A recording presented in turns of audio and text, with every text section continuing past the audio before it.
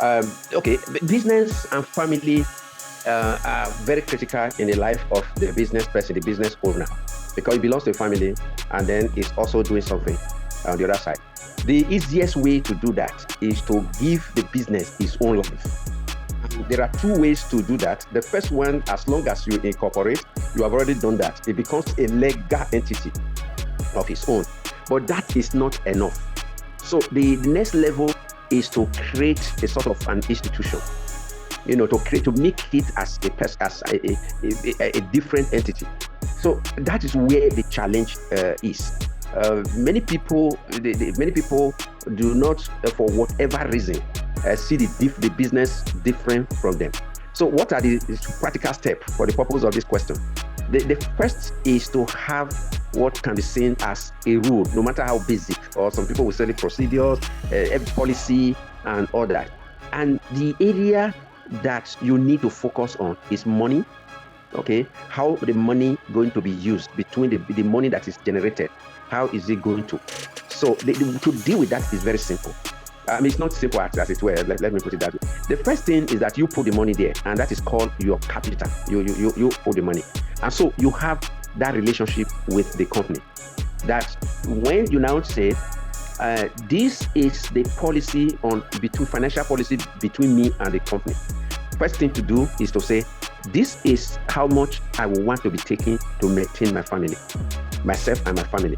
And some people would call it salary, but which is not the name you call it. It's the fact that one, it is standardized, that is the amount does not vary, and it is regular. Okay, so that's the first rule. Whether the business has a surplus of money, it does not have, you put yourself on salary.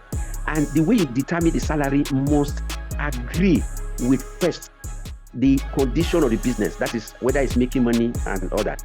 Number two is you consider what will be able to make you family. That is where business affect the family. What will be enough to make you to run your family, to maintain your family to live like human beings.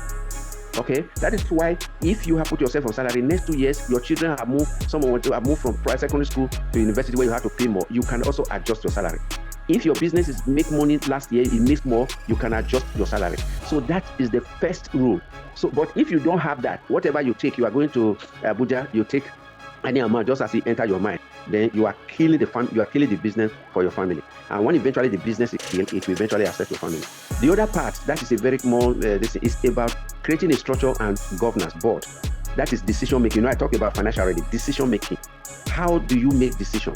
If you are the only person making decision for the business, you have not separated yourself from the business. You have not separated yourself from the business. But if you therefore have a board, a committee, whatever you want to call it, that the business you're making decision is shared, and then that begins to say certain people are having voice for the business, and the board is having voice for the business, and different from the voice from the family.